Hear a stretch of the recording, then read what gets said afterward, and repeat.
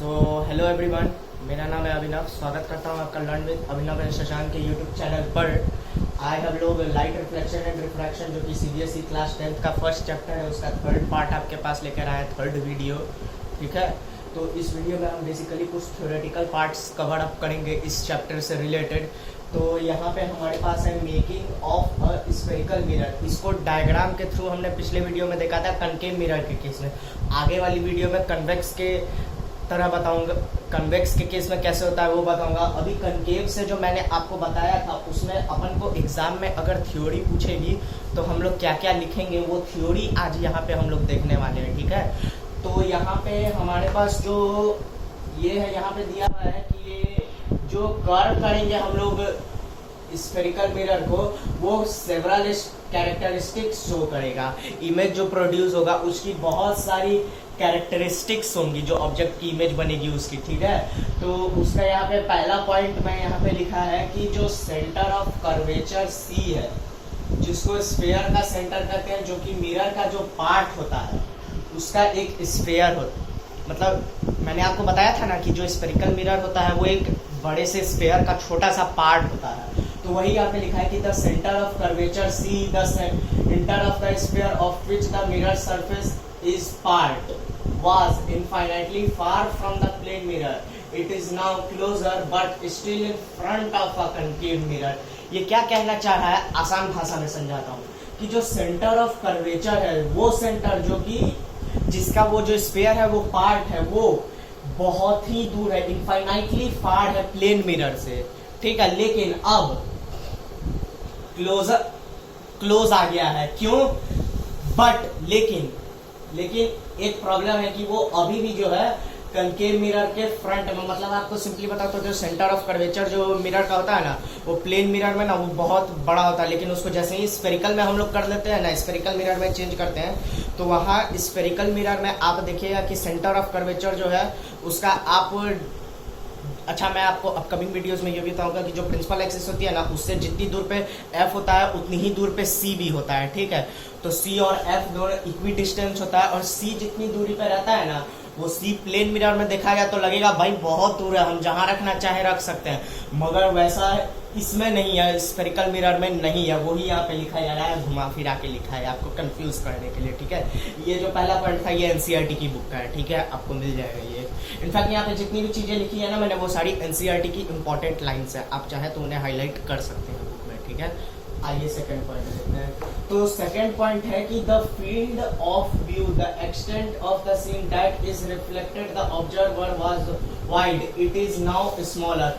तो जो इस ऑब्जर्वर को हम लोग देखते थे ना प्लेन मिरर में, तो आपको मैंने दिखाया था कि आपका जो हाइट है उतना, आपका ऑब्जेक्ट का जो हाइट है प्लेन मिरर के सामने, वही हाइट जो है इमेज का भी होगा प्लेन मिरर के सामने। ठीक है, तो यहाँ पे स्फेरिकल मिरर के केस में वो नहीं है। स्फेरिकल मिरर के केस में है कि जो आपका हाइट है ना, उससे आपका हाइट अगर ज्यादा है तो इमेज का हाइट आपके पास जो ऑब्जेक्ट है उसका हाइट अगर ज्यादा है तो इमेज का हाइट छोटा हो जाएगा, या फिर आपके ऑब्जेक्ट का हाइट अगर छोटा है तो आपके इमेज का साइज बड़ा हो जाएगा। यानी object size is inversely proportional to image size, ऐसा आप कह सकते हैं। ठीक है, तो वही यहाँ पे सेकंड पॉइंट में हमने लिखा है। तो थर्ड, अब देखते हैं थर्ड पॉइंट क्या है। तो द थर्ड पॉइंट में हमें कहा कि the image of the object was as far behind the plane mirror as the object was in front. The image is farther behind the concave mirror, that is I is greater.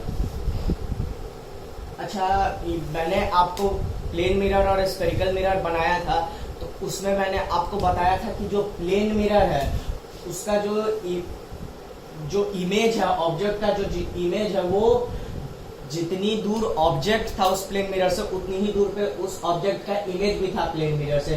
But इसी का vice versa concave mirror में होता है। इसमें क्या है कि जैसे यहाँ पे मैं एक छोटा सा कनकेव मिरर बना रहा हूँ, यहाँ देखिएगा, ये है कनकेव मिरर, ये है प्लेन मिरर।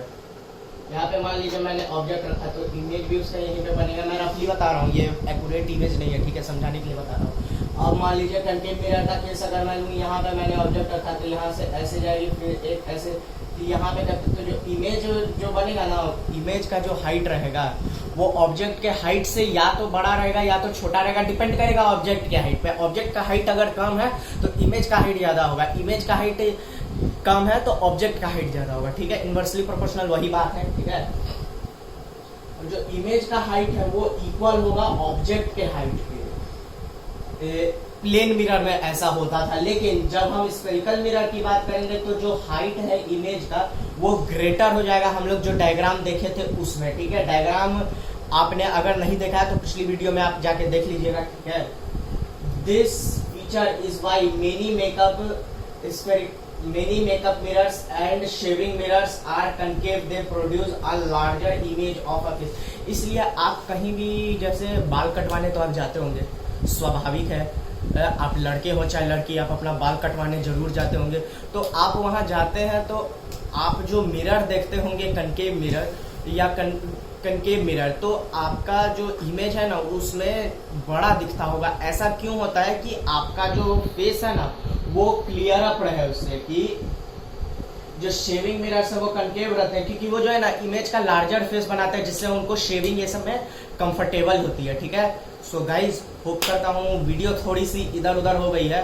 मैं एक काम करूंगा, दोनों वीडियो को ना एक साथ जोड़ दूंगा, तब आप लोग देखिएगा, आपको अच्छे से समझ में आएगा दोनों वीडियो, ठीक है। ये पिछले ही वीडियो का सेकंड पार्ट है, ठीक है। वो फोन की बैटरी डिस्चार्ज हो गई थी इसलिए मैं रिकॉर्डिंग नहीं कर पाया था, ठीक है।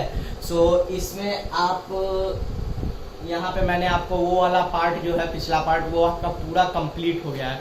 अब हम लोग अगले वीडियो में जो स्फेरिकल मिरर है उसका ब्रीफ इंट्रोडक्शन देखेंगे, ठीक है।